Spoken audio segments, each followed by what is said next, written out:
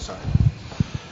Now we get to the increasingly interesting part of the conversation where we hopefully will have some back and forth, give and take, and then we'll, at 4:30, we will open it up to you all. So between now and 4:30, we'll have a panel conversation. And I thought of some, as everybody else says, I'm not a theologian. I'm not an economist, so let me just put that out there. But just a couple of questions came up for each presenter that either you take it or leave it or just jump into whatever you want. But my role was to sort of point out some questions. And beginning with Professor Brodkin, you mentioned this very interesting, almost catch-22, if I remember correctly, that, and I'm paraphrasing, income inequality requires democracy, but democracy is compromised by income inequality. So obviously the question there is, what is to be done there, if you could elaborate on there, because it seems like an interminable dog chasing its tail. And then Professor Sufi, I had a lot of questions, so choose as you will. Okay, your question, you mentioned that there's an increase of household debt which precedes and predicts economic downturn. So if they know this on Capitol Hill, Wall Street, and Silicon Valley, then we could stop having crashes. That's a logical, non-economic person's question. Then I have some other issues too. You mentioned that financial wealth is key and not home. Financial wealth is key, right, and not home equity.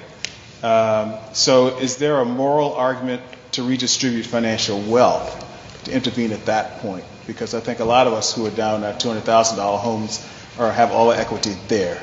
So, and then Professor Schweiker, you laid out 4 forms of poverty. What brought to mind the question about what's happening a lot in the religious scene in the United States.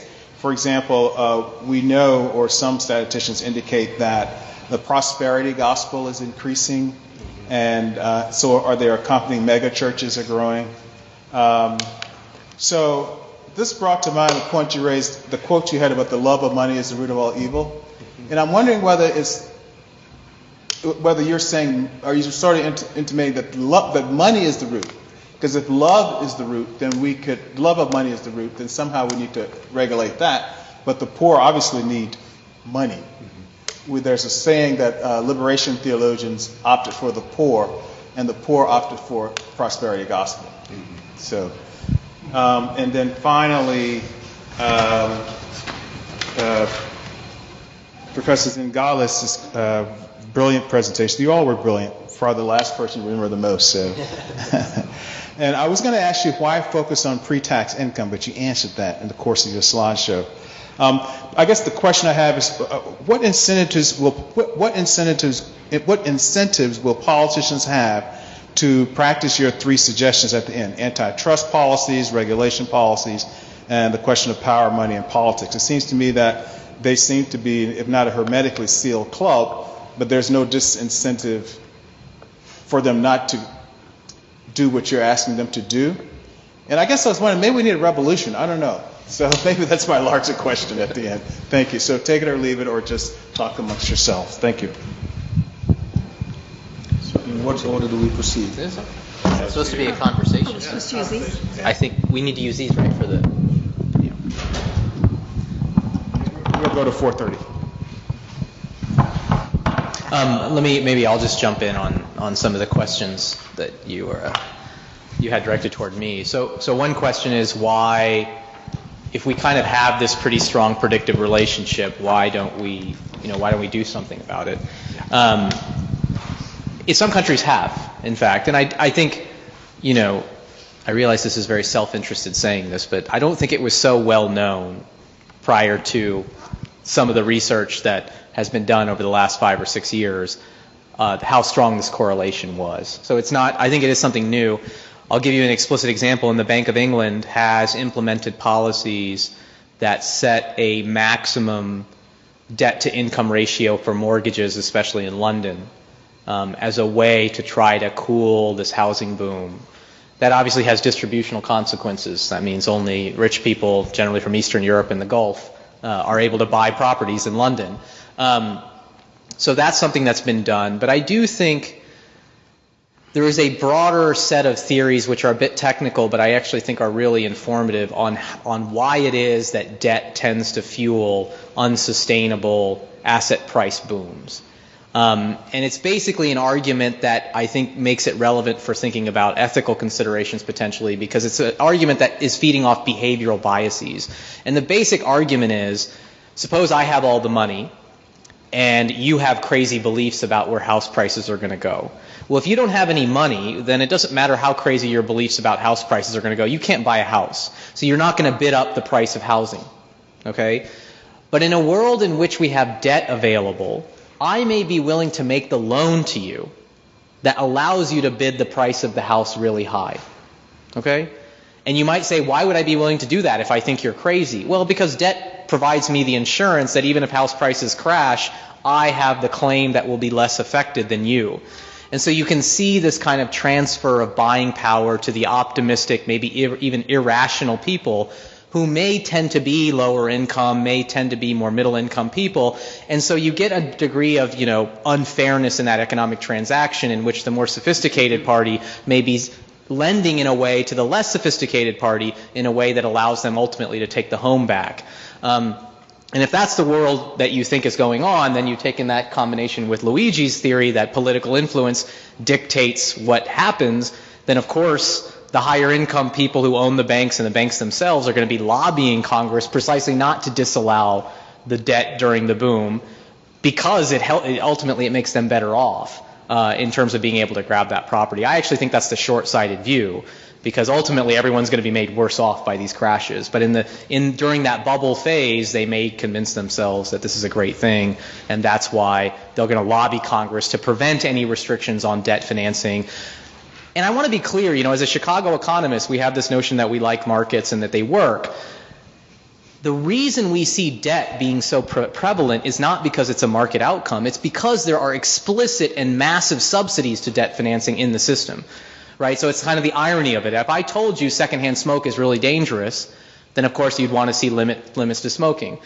And I told you that debt is very dangerous, you could potentially say, we should have some limits on debt. But I'm not even asking for that. I'm just asking for the government not to explicitly subsidize debt, not to give people mortgage interest deductions so that they lever up, not to insure deposits so that banks basically have so much leverage themselves. Right now, the government does the exact opposite of what you'd want to do. They not only do they not try to restrict debt, they actually subsidize it. They want you to use debt in order to buy a home you can't afford, to buy things, ultimately on credit cards that you can't afford. And so that's the irony of it, is that they're actually doing the opposite. They're not just being level, they're doing the opposite exactly of what I would think that they should do. If I can continue, I think that actually Evelyn and I come to the same conclusion, the interaction between income distribution and democracy. And I think that the question is, how do you offset it? And I think that you offset it to the extent that people realize that this corruption takes place, and that you're better off breaking the circle. And I think, but paradoxically, we are in the process of learning this out, in the sense that I think that in very different forms in the two parties, but the fact that so far kind of almost half of the Democratic voters vote for somebody with a completely different campaign financing rule that makes the corruption of Wall Street and of the political system is centerpiece, I think is indicative.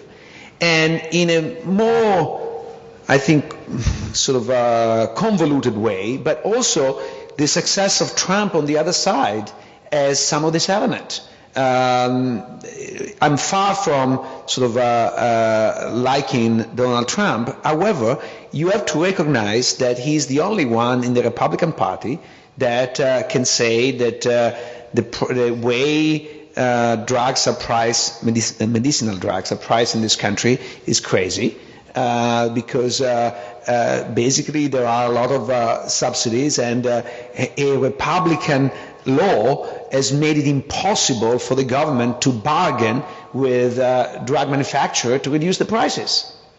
And no Republican candidate has the courage to say that. Why? Because he knows that their campaign financing will disappear the next day. And Donald Trump, thanks to his, not only to his wealth, but to his celebrity, and to his ability to generate news, because he spent very little in his campaign so far, almost made money in a campaign. It's like pretty scary. And he has been able to say things that nobody before sort of in the Republican Party said. And I don't think that the vast majority of Republican voters don't want that. Even among Republicans, there is a significant proportion, at least 40%, that thinks, and I have the survey to document that, the things that the big business is distorting the role of competition. But there was, so far, there was no representation for this part. And so this is a long way to answer your question. I think that if the political market works, where there is demand, there is supply. Now, we know, even at Chicago, we think the markets work, but the political market not particularly well. However, I think that it doesn't work that terribly. I think that the pressure is coming.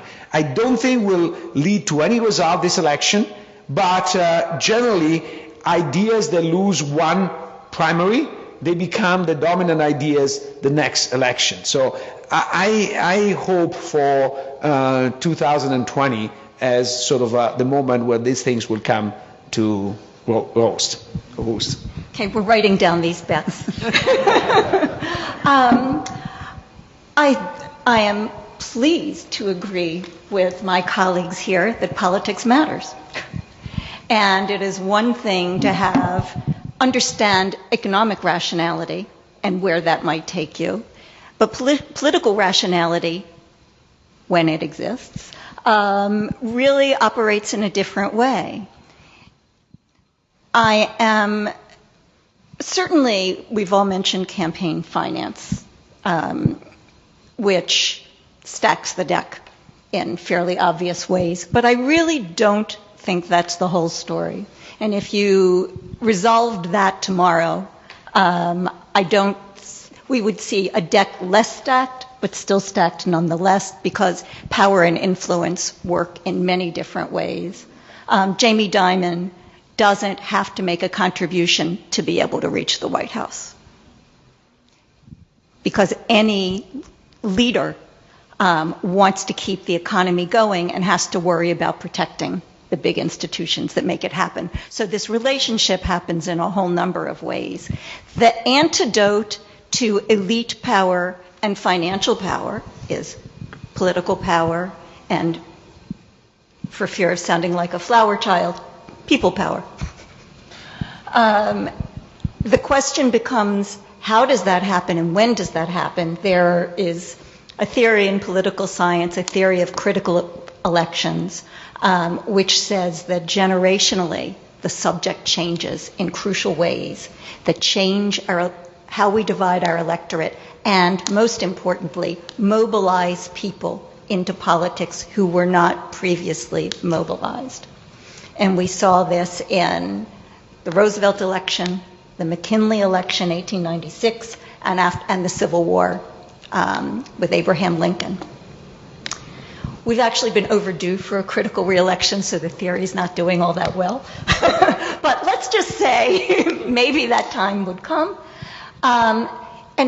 The question may be, is it being impeded by all these things we've been talking about that are actually limiting this mobilization of those who are being harmed by current economic and political arrangements? And that gets back to Dwight's question. How do you unstick this? Where do you begin to unstick this?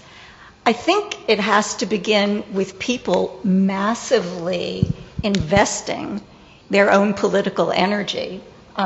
In politics, there are more have-nots than haves. If all the have-nots were engaged, using the laws that now exist, using informal political action, back in the day, how did labor unions advance? They shut things down. All of this is dangerous, highly costly to the people who engage in it, but really changes what's possible to happen. Is that where we're going? I don't know. I think without that, the possibility of really changing these arrangements that have become so embedded and so stacked this deck of political and economic power will be hard to break. Not impossible, but it really takes engagement. I thought I would briefly respond to Professor Hopkins and then enter this discussion in a different way. While there's been confusion on this in the history, at least of Christian thought, it's not money per se that's the problem. It's the love of money, right? The difficulty with that is it oftentimes leads to a conception that if we just did away with greed, we would deal with all social problems, or at least economic problems. That seems to be highly implausible, partly because, as was mentioned before, we need things like competition and the desire for wealth in order to motivate complex economic systems, at least capitalist systems. So part of what I was trying to do was give a different analysis of the problem of income inequality than that of greed. And secondly, that rests upon a particular social theory that wants to say the way you limit the market is not by weakening it, but by strengthening other social systems, like the political order, like the media system, like education, like the family. I don't think that in complex societies such as ours, which are really societies of social systems in the plural, we help any sector of the society by weakening a social system, simply because it's strong, right? So it's more of a system of balance of powers, was the social supposition that behind my argument. Now, I was also trying to suggest that within this, one needs to forward an ethical argument and not simply a religious or political one. And I tried to show that or motivate that with respect to the place of human freedom in the self-determination of life within the religious traditions, embedded in the distinction between voluntary and involuntary poverty, and then to show that that resonates with a principle and value deep in our nation, more founding than the procedures of democracy itself. And that's the rights to life, liberty, and the pursuit of happiness. Democracy becomes the mechanism to do that. The question is whether or not we want to have democratic systems, in fact, hold to those fundamental values. So I was trying to come at this issue from a different vantage points, and in order to show the importance and relevance of an ethical argument, partly drawn from religious sources, but also drawn from others. I would like to add a couple of things to what Evelyn said and also what William said. I think it's a bit too easy to say people should revolt, or people. I think that unlike most economists, I think that there is a lot of value in ideas. And I think that in this moment, there is not really, number one, an overarching idea that can get people moving. People were revolting when there was the socialist idea, today there is none. And two, I don't think people even understand, or most people understand, what is the situation. It says, I would like to do a survey and understand how many people understand that one of the primary reasons why drugs are so expensive is because there is no free trade in drugs. And how many times this issue is discussed in newspapers? Very rarely. How many times is discussed in an electoral campaign?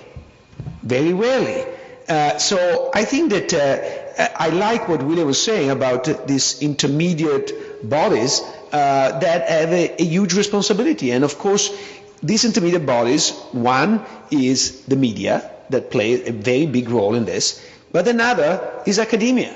we have a responsibility too in this process. So I think that rather than tell other people you should revolt, I think that we should actually think, what can we do to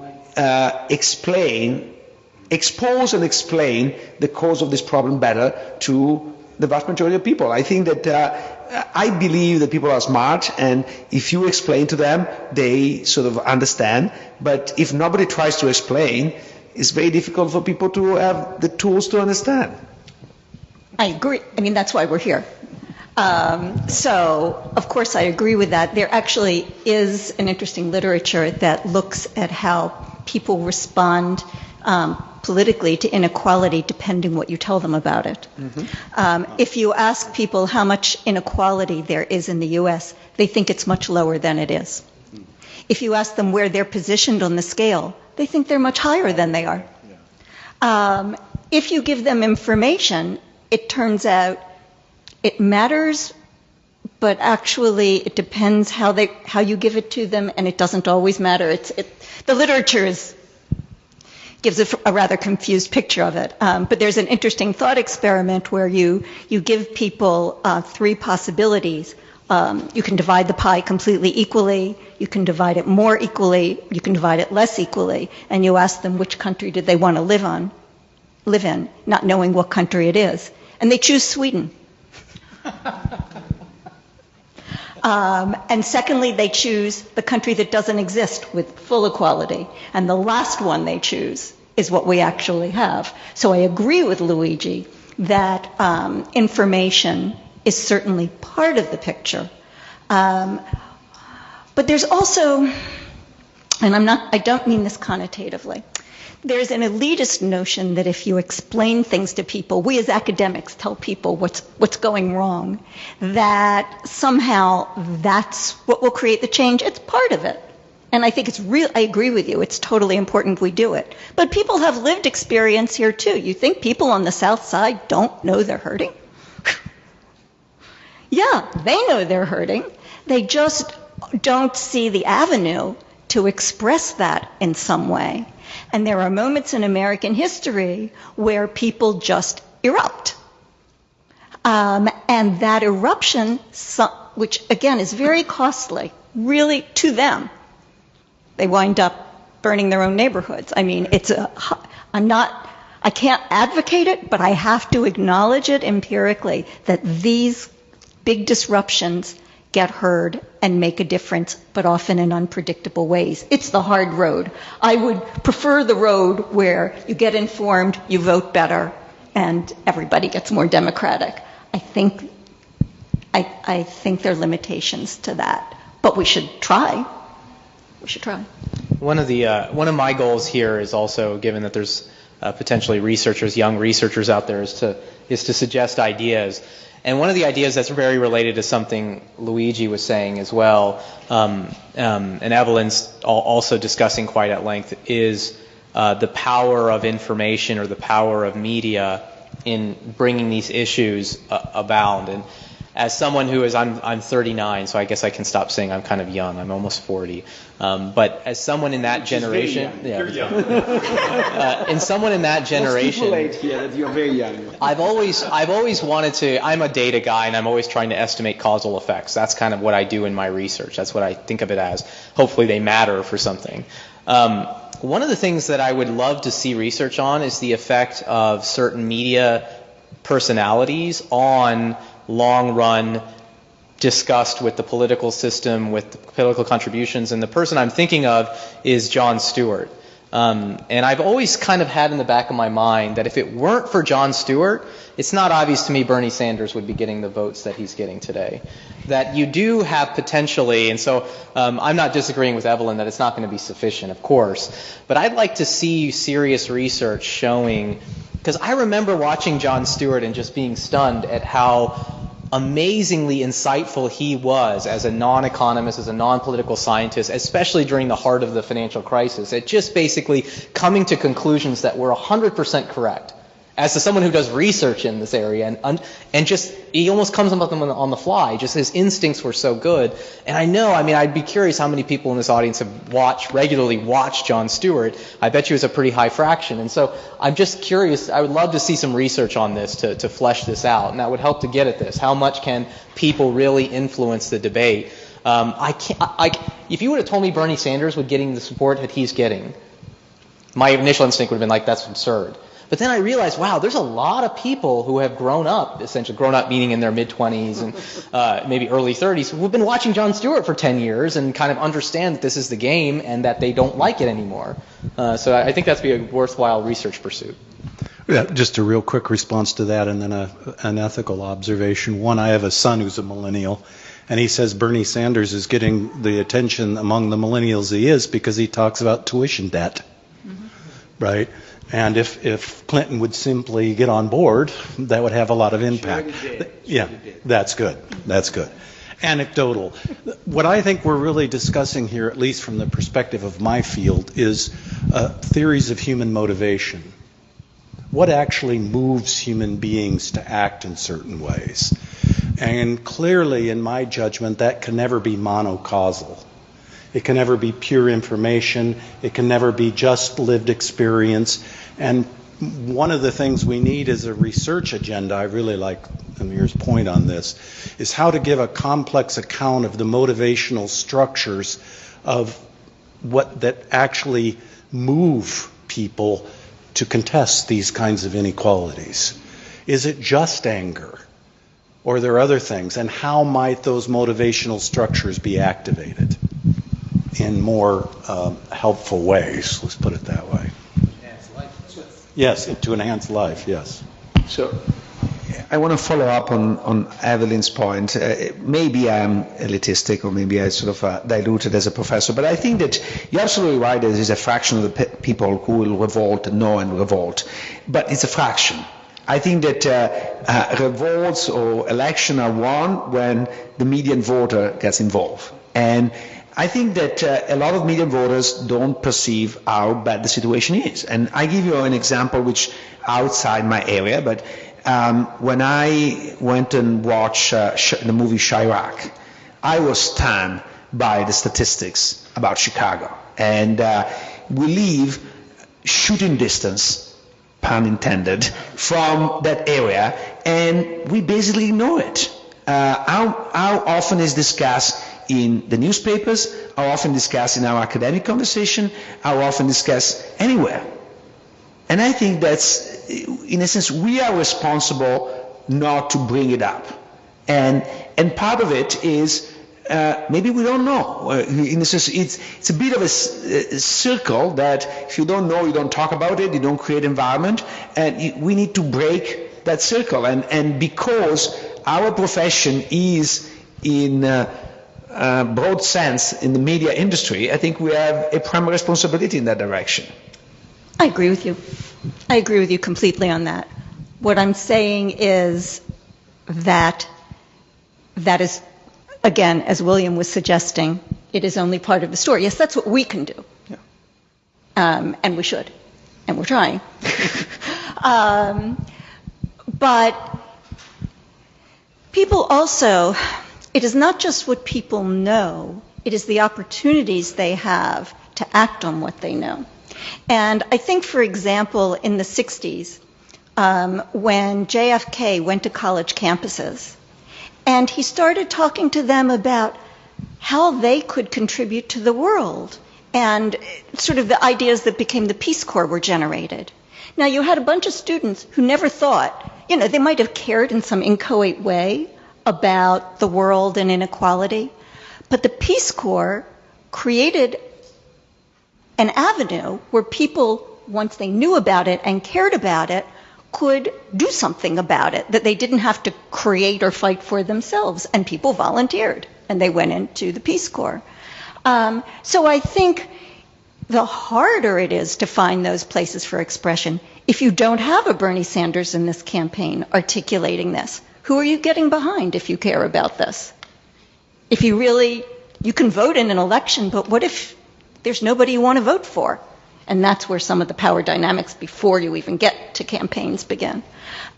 So there is, as William was saying, there isn't just one place, but it's not just individual knowledge and motivation. It's also structural opportunity. And creating those, I think, is also something we need to think about as well. If I can pick up on some of this and also go back to a question that Professor Hopkins raised. I think part of the difficulty we're seeing is that we live in a culture of chatter that's actually completely inarticulate about the most important things. We don't know the discourse or language within which to frame issues.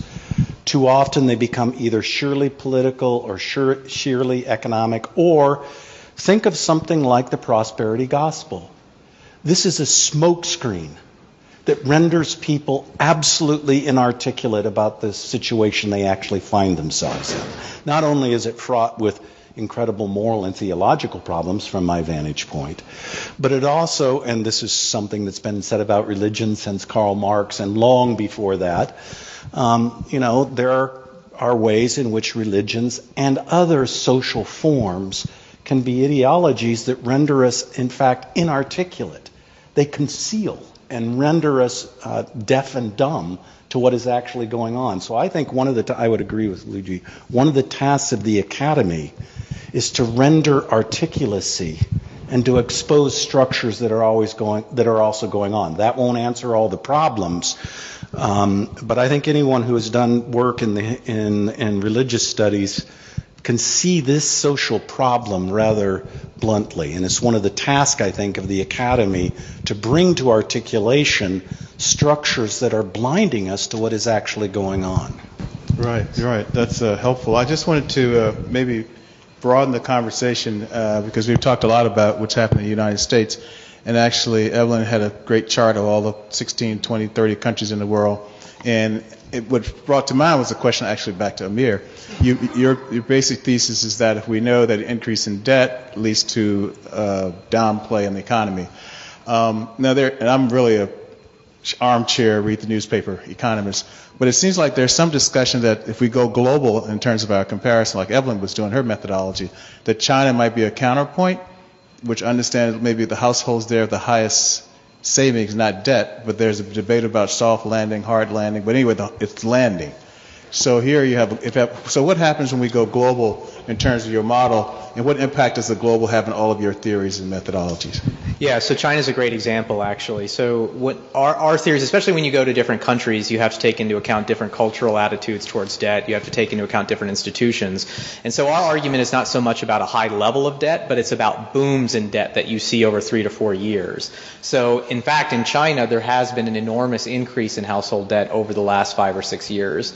If you look at the top 60 countries in the world, they're actually third in terms of the rise in household debt from since 2007 to 2014. So it's quite robust across countries that these big increases in household debt tend to precede economic downturns.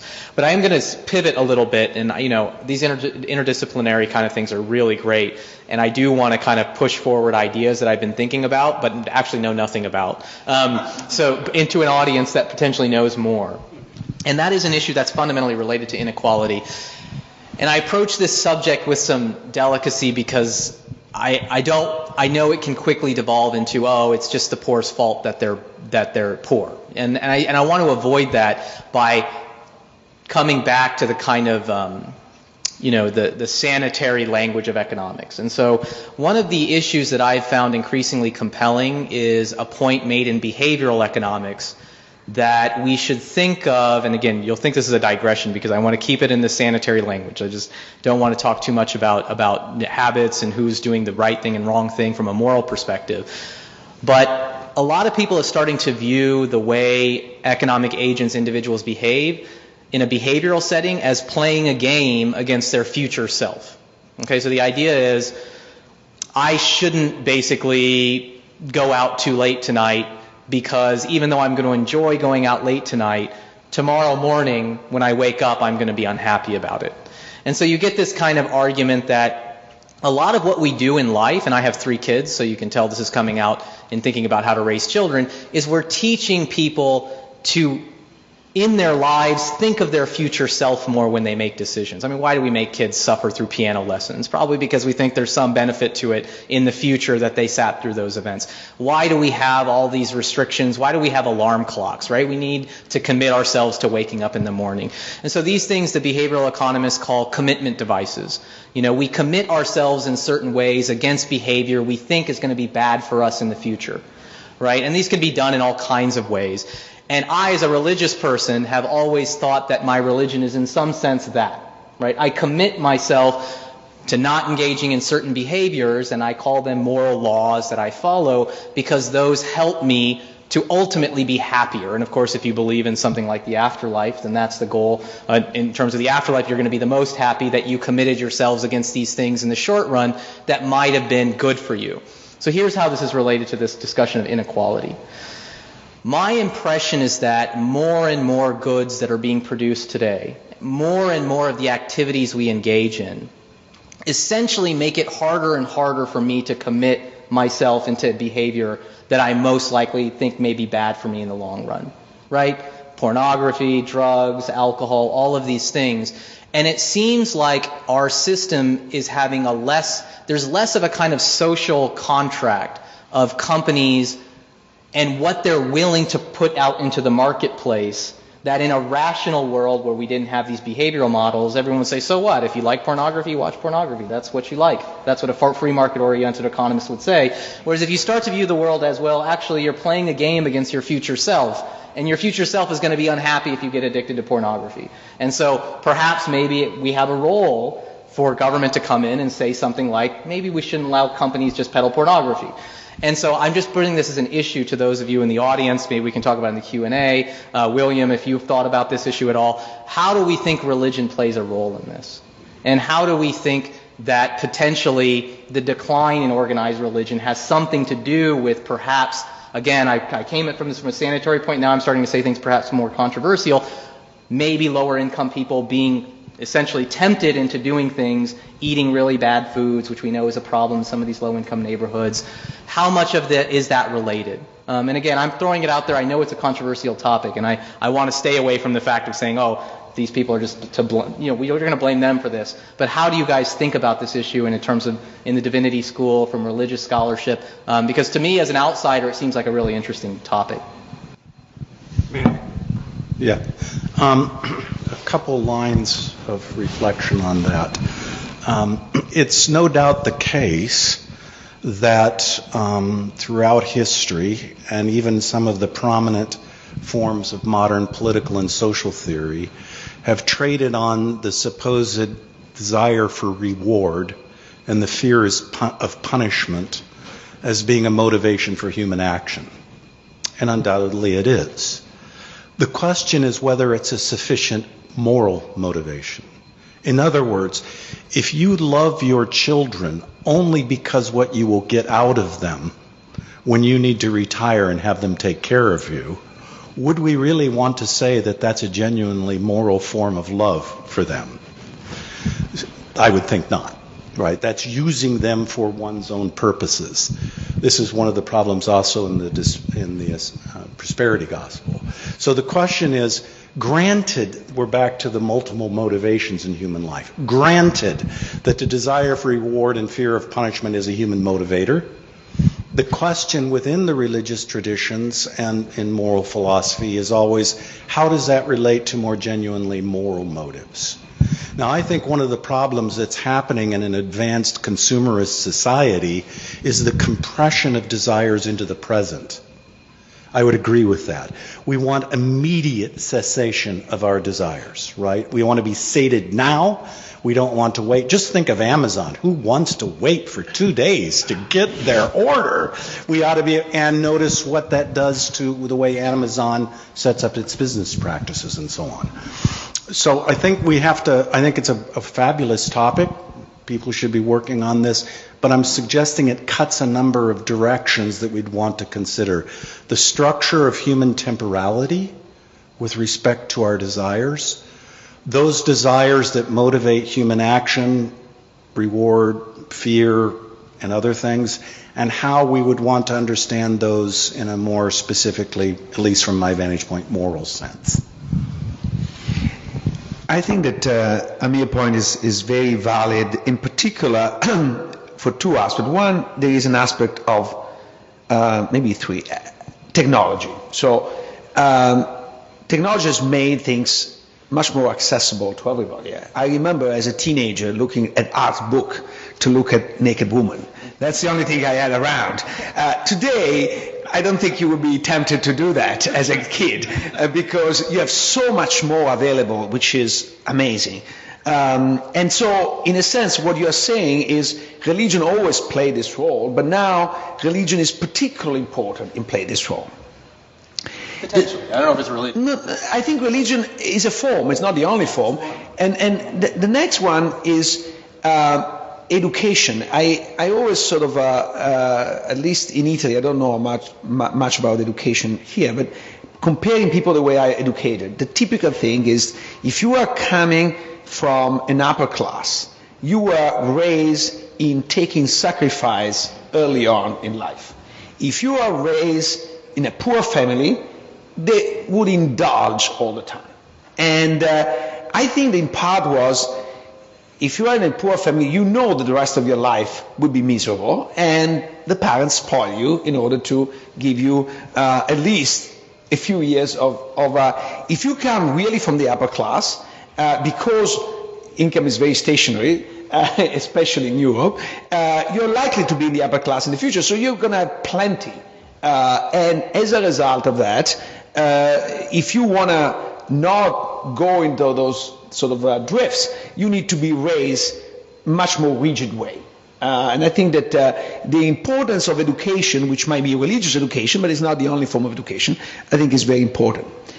On the third point is, besides technology making more available, I think that maybe we lost the moral compass about how we're willing to prey on these weaknesses for money. So one thing that I actually mentioned repeatedly, but with no impact on anybody, is there is this PhD from MIT who was a faculty member at HBS, and then his claim to fame is that he applied marketing to casino gambling. And says there was a moment in which the casino industry was becoming more legit, and used to be run by people who are very strong in the enforcement side, not particularly good on the marketing side. And now this guy actually applied all the modern marketing techniques, which is tantamount to preying to people with addiction. So just to give you a sense of people who play in the slot machine, they look at the statistics and they say that after you lose 7 times, you're likely to drop and move on. So they will create some frequent gambling cards that they know that who is gambling, so they see that you have been losing 7 times, and so they send you a beautiful half-naked woman giving you a gift of a few sort of things that you put in the slot machine, and you feel that's your lucky day, and so you keep gambling. And this is like saying that you are about to leave the bar and somebody send you a naked woman with a whiskey in order to make sure you keep sort of drinking more. I think that this is obscene, number one. And what is particularly obscene is that this guy is celebrated as a great business leader. In the Wall Street Journal, in Business Week reports, everywhere. And even among our colleagues, a lot of people think this is a genius. So, I don't know, I think that we need to be a bit more aware, because I'm the first one to say freedom or do whatever you want, but maybe this is a bit elitist. If you have enough of an education that you can afford to self-limit, freedom is great, but if you have never been trained to freedom, can be sometimes overwhelming, especially when people prey on your weaknesses. I'm almost hesitant to wade into this, but I will. Why not? I think that we have to be really careful when we talk about these issues of inequality in terms of individual behavior. And too often, and I'm not saying here, but too often this becomes a matter of what's wrong with the have-nots and can they not restrain them? I mean, the University of Chicago, we are totally implicated in the culture of poverty theory, which I think still has a pretty strong grip on discourse over poverty and inequality in this country, and suggested that there's something different about the poor and something wrong. They can't delay gratification. They don't take opportunities when they have them. There were studies in Chicago. They have dirtier streets. Turned out the city didn't send sanitation workers to them as often. It's a very tricky business. And I know that no one here is saying that. I just want to sort of put a little flag on a discussion of behavioral attributes and how they relate to people's circumstances. There is a new field developing of rich people studies. I'm not kidding you.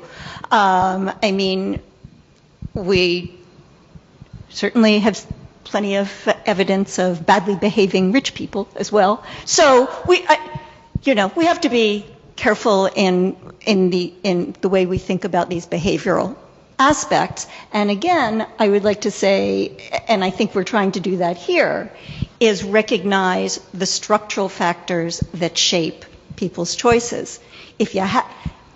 When the economy is booming in their jobs, people who are regarded as unemployed, lazy, lo and behold, they go to work because there are jobs for them.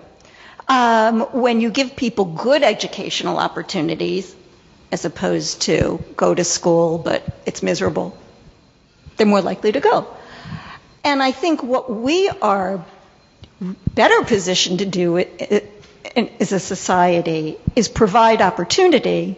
We're probably less well positioned to somehow change people.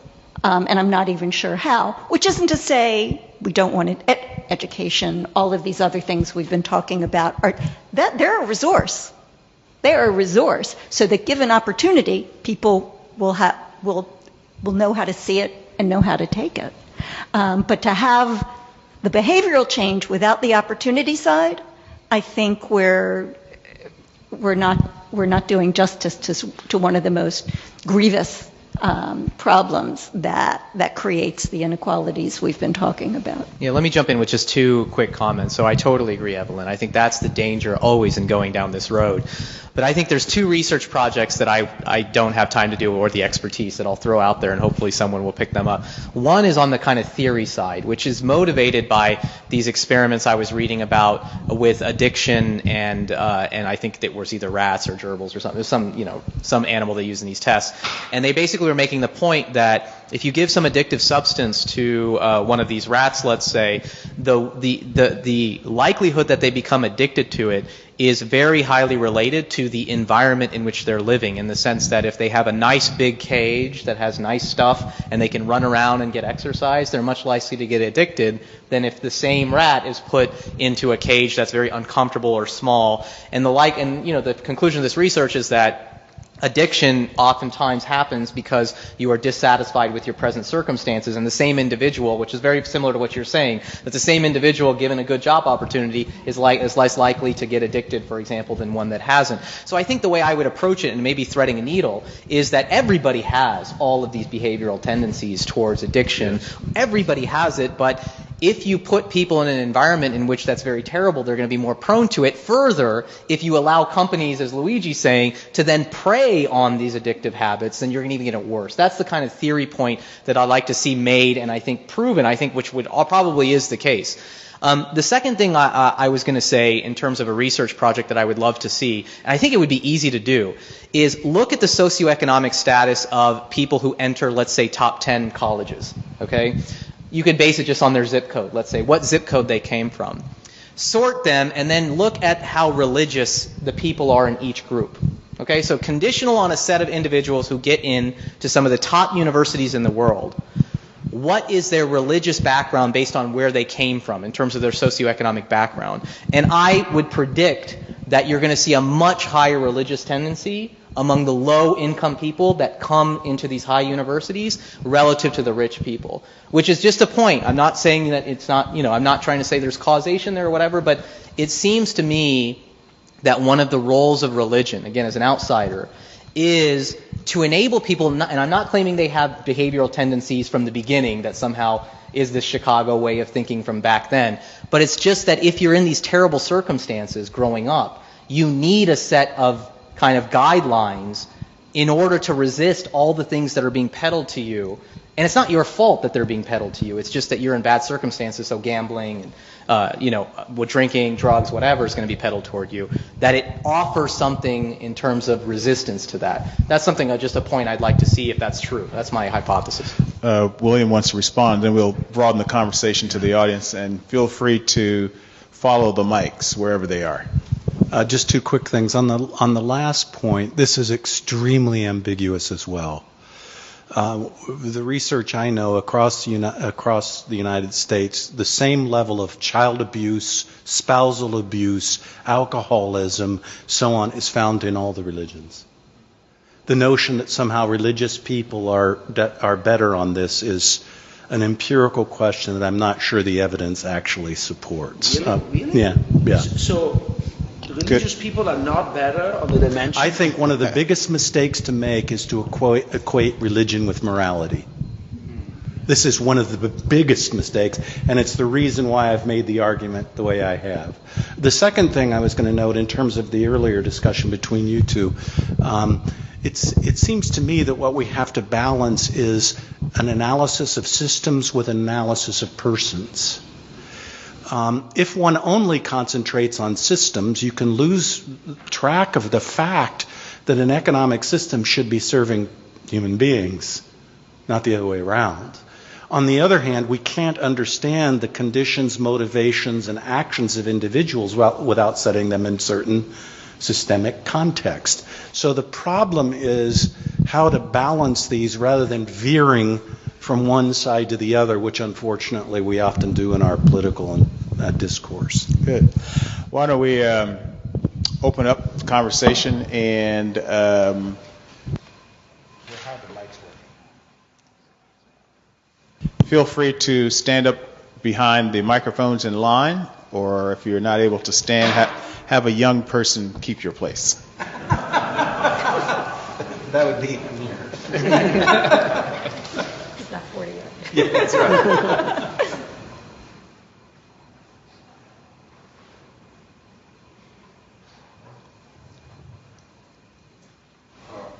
I'm wondering about the possibility of a research project there in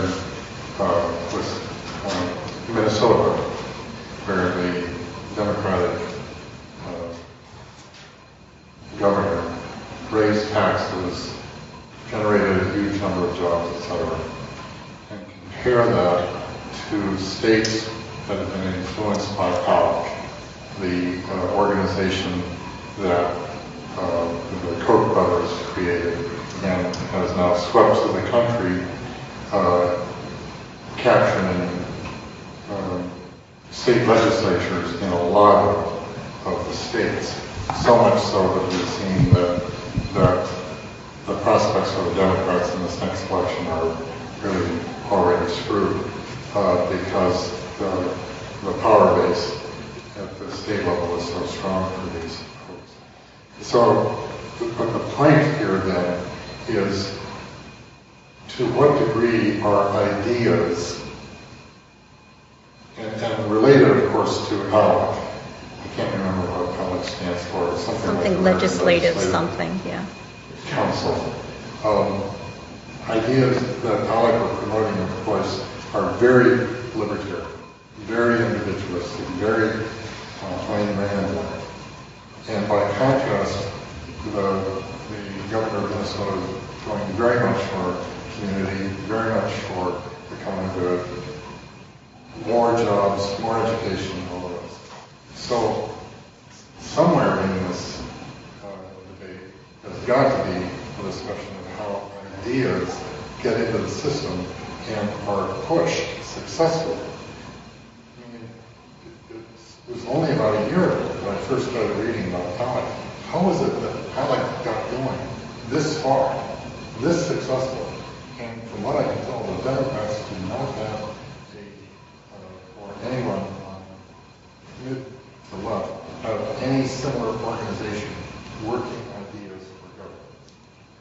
So I wasn't looking at my phone being rude, but I was actually reminded of a great series that Monica Davey from the New York Times, who I happen to know because her kids are at lab with my kids. She did a great series, which I found out about because my grandfather used to live in Duluth, Minnesota. And she did a great series comparing Duluth that I don't know if anyone's from that area, they'll let me know. There's some sister city in Wisconsin that's right across a bay from Lake Superior. And she actually did what was basically accounted to the way an empirical economist would do. She had a treatment group and a control group where she basically compared when Scott Walker came to power in Wisconsin versus Minnesota, and she showed that the outcomes in the city in Wisconsin just were terrible relative to Duluth. Like there was this huge gap opening, which is about as a clean experiment of what I think you want. The other reason it hits hard home for me is I grew up in Kansas, actually. And those of you who followed the news on what Sam Brownback's basically done to that state. And I'm not like a crazy liberal on fiscal spending, but this is just outrageous, the stuff that he's doing over there. One thing I would push back a little bit, I know the lobbying group has as its motivation libertarianism. I don't know, I kind of agree more with Luigi on this, that these groups, how they actually influence and the way Sam Brownback has operated, it's not so much libertarian as much as it's just I want my stuff, right? It's just kind of more standard special interest politics. I don't know if they truly believe in libertarianism at the end of the day. This is like that great quote from some protester from the Tea Party who said, get your government hands off my Medicare, right? And not understanding the irony of that statement. So, but I completely agree that the empirical evidence, I think, goes in the way you're saying, that when you look at these states that have done these dramatic budget cuts, almost universally they end up worse off. And we will see, I'm surprised we haven't already seen a number of theses comparing Kansas to Nebraska and Missouri and the surrounding states, because what Kansas did was so much more dramatic than what the other states did. And I'm sure I can already tell you, just having looked at the data enough, they'll show that essentially Kansas is going to end up worse off with these really dramatic budget cuts, especially in education. I mean, he almost lost the governorship. He almost lost to a Democrat in Kansas. I mean, it's unheard of. That's how much people are opposed to these things going on. Monica Davey, D-A-V-E-Y. And again, the only reason I told this is because I went and visited my grandfather, and she was like, oh, I did a series of stories about Duluth. And Duluth is actually a great city if anyone's out. It's cold, obviously, in the winter, but it's a lot of fun. You mean like Chicago? I mean, it's colder than Chicago, trust me. Michel. So one point, and then one comment for the discussion. I'm excited to see, though not presented here, but at least within economics generally, growth of the economics of happiness and how that intersects with sort of inequality studies, sort of underlining the judgment that Professor Schweikert was making. Just particularly some of the studies that have come out on unemployment and the impact that has on sort of potential for happiness. Now, granted, those sort of qualitative standards or scales could be questioned, but it's an exciting growing area. But I do have a question, or sort of more comment, I guess, for Professor Sufi. It was really interesting you sort of raised the senator from Tennessee who sort of made the personal responsibility argument, and you responded by sort of raising the sort of potential tragic circumstances, right? The storm that takes away a person's crops, or seemingly beyond a person's control, the sort of reduction of value of a house. But it seems, though, that your analysis actually pushes us towards considering a different form of responsibility that we need to be thinking about. Namely, that it's not simply that there's a lack of control and a reduction of housing markets, but as your analysis well points out, that there's already a system in place that will put the burden of loss on one individual within this transaction rather than others. Or even within Hammurabi's code, the sort of already existing sort of relationship of sort of renter or the debtor to the lender. And so while tragedy, I think, is a useful thing to highlight, actually your work is pointing towards more institutional issues that requires a social responsibility and not a mere adaptation towards the tragedy.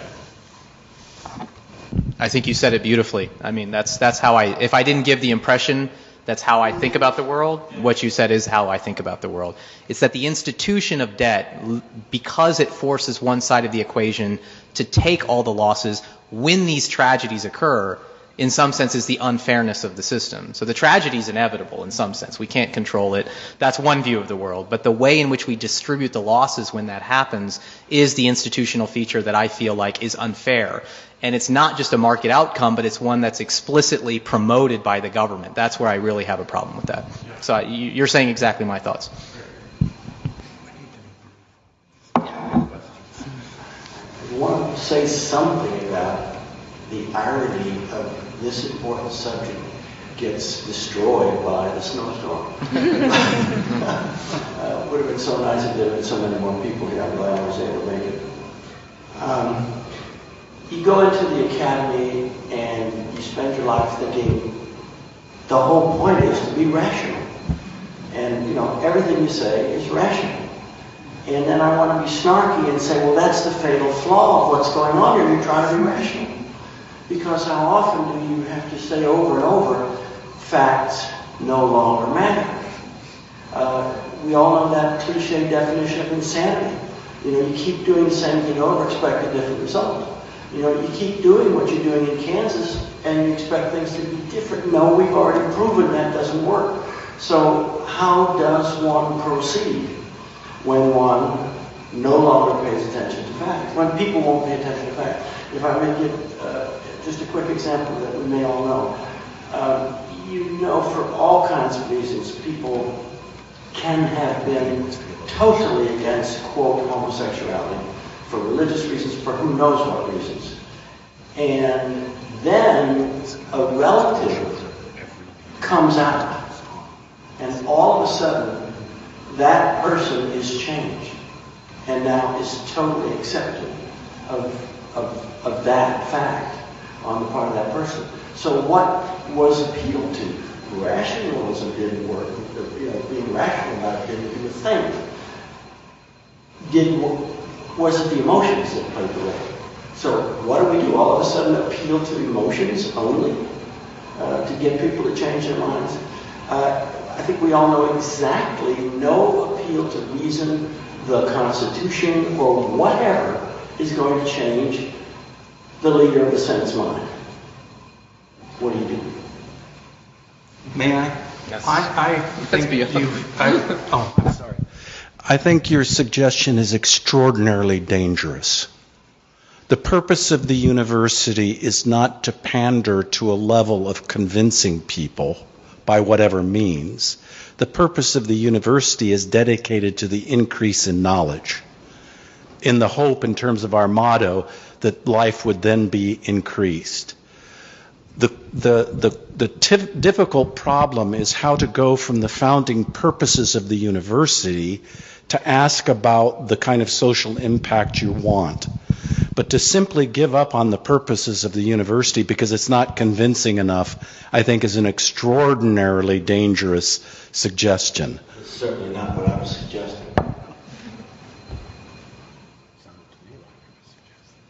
Thank you all for this very enlightening panel. I have a very simple question. As a student and scholar of religion, I'm wondering if those on the panel have any preliminary ideas that may have been generated by this conversation or by your preparation for this conversation of how religious scholars can engage and partner with those in your disciplines or in other disciplines to address some of these questions. Do you have any preliminary interdisciplinary research ideas or thoughts on how kind of religious thought and scholarship can enter this conversation from your discipline? I gave a few. I mean, everyone always complains in the social sciences that economics has kind of taken over and the discipline. I think what's very powerful about what economists have done is actually not economics. It's just statistics. I mean, a lot of what we do is just pure statistics. You know, it happens to be couched in a methodology of economics. And I would just encourage that. I think it's the way forward. And so go learn some statistics, go learn data. The issue is that there's a lot of difficulty doing research on controversial topics, especially as they relate to moral behavior and religion. sometimes facts can be nice, and I'm not saying facts are everything, but just having a set of facts, like we were talking about, like the facts that William's just saying, I didn't know that. That's a fascinating fact, and I would love to learn more facts like that people who call themselves religious are just as likely to abuse their spouses. I mean, that is stunning to me. I wouldn't have guessed that's true, but that's the kind of thing that I think would really work from an interdisciplinary point of view. I don't have any brilliant ideas, but I've been fortunate over the years to occasionally have students from the Divinity School in my class, and I'd be happy for more. They're all wonderful. And the kinds of things that come up are the intersection, for example, the study of faith-based organizations and religious institutions in these major policy debates and in social provision. I think there's a lot of work to be done, for example, on the South Side on black storefront churches and their role as basically small social welfare agencies, or as places where what we've been talking about, where this lived experience and placing it in these larger contexts may happen. So I really think there's a lot of wonderful stuff that could be done right here. Can I just real quickly note a danger and maybe raise some questions? Too often, it seems to me, on interdisciplinary work, religion is seen as nothing but data to which one applies whatever theory one wants to have, which means implicitly that religious claims have no truth value, or not even making truth claims, and that they may not themselves help to inform theoretically how we think about things, which is part of what I was doing, is to showing that in fact the religious traditions have ways of funding typologies.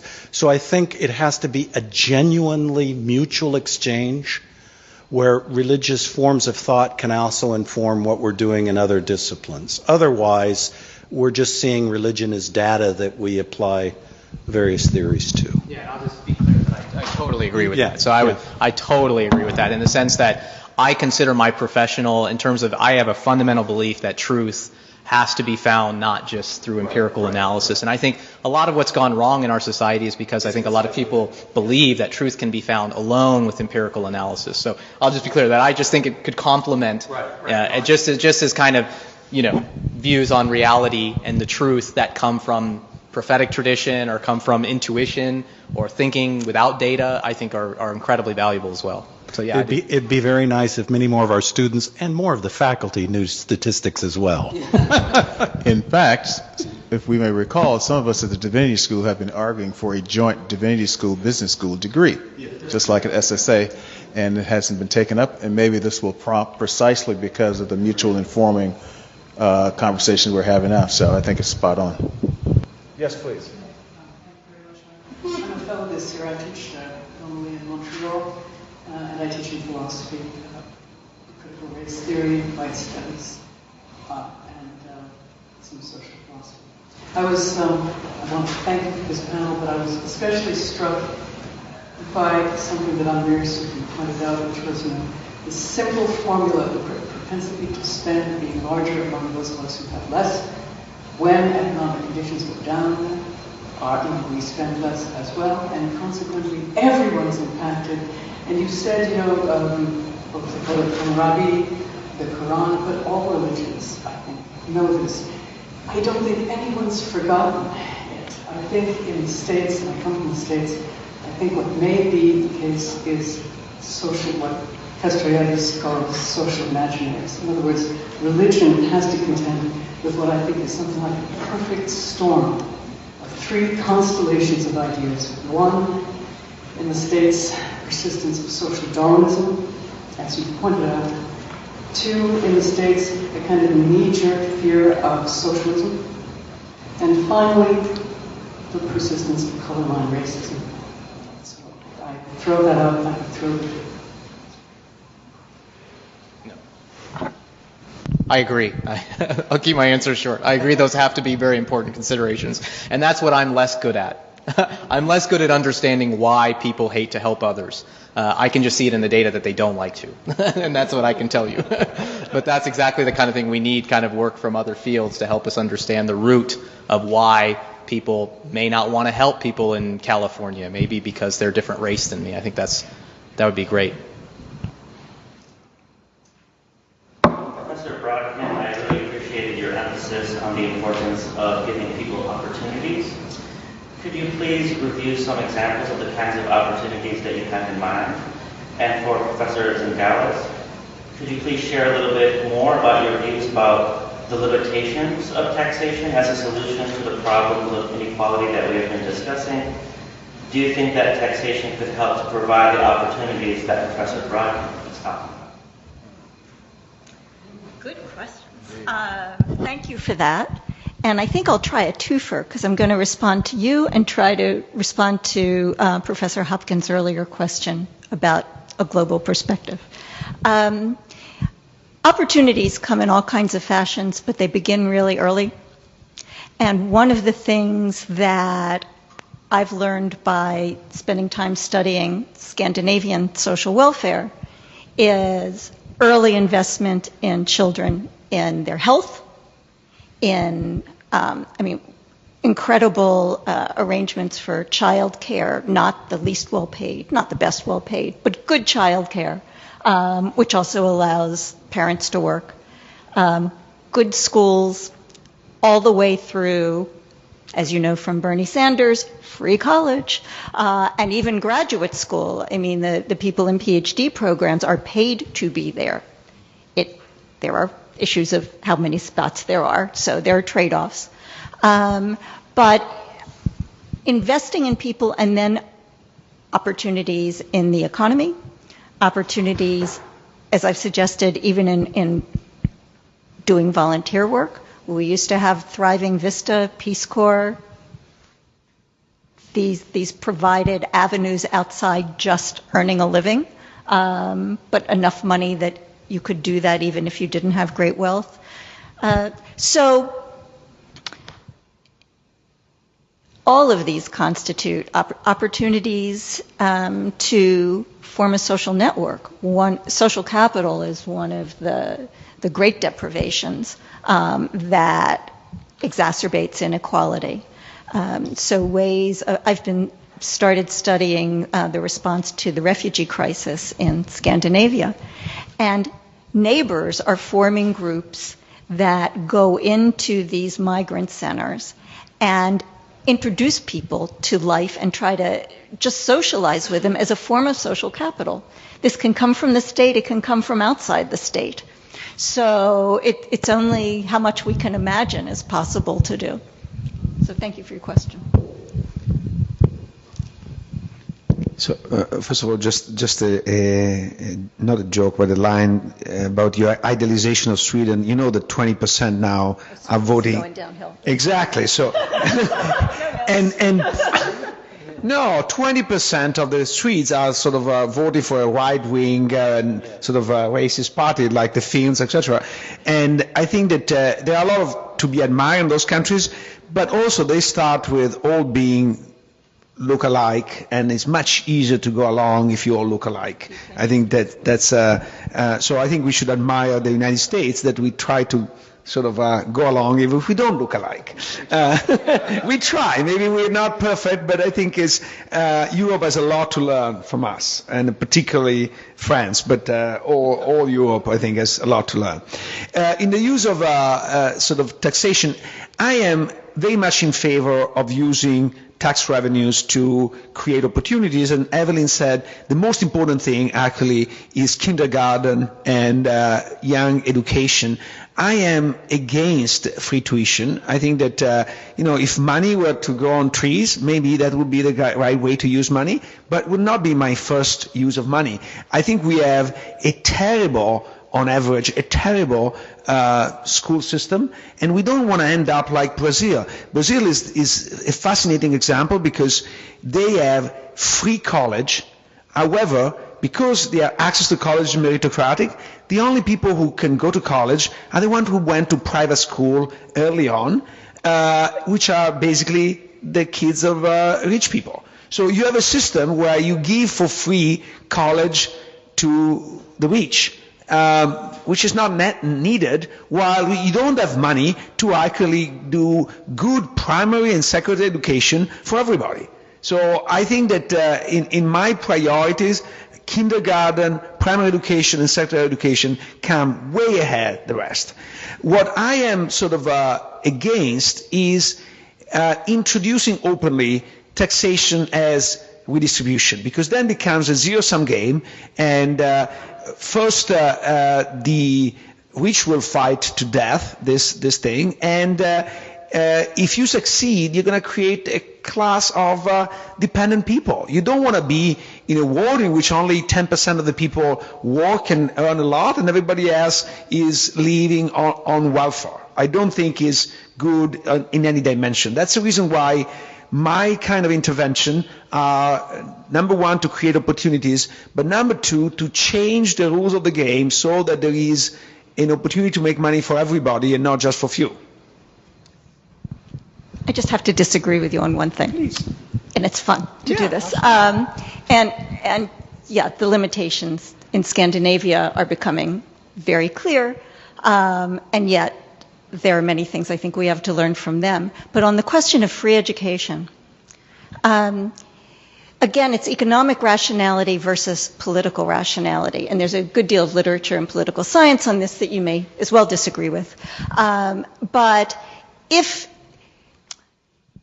you have programs that target the poor, they are unpopular because it's exactly what you said. The rich don't want to pay for the poor, and the non-rich certainly don't want to pay for the poor. And sometimes you have to have economic inefficiency in order to develop public support for a program, like, let's say, Social Security or Medicare. Not a perfect comparison because of the way it's structured, I know. But this is really more the Scandinavian. When everybody benefits, everybody supports. If only the few benefit, and especially the few at the bottom, sustaining political support for that becomes incredibly difficult.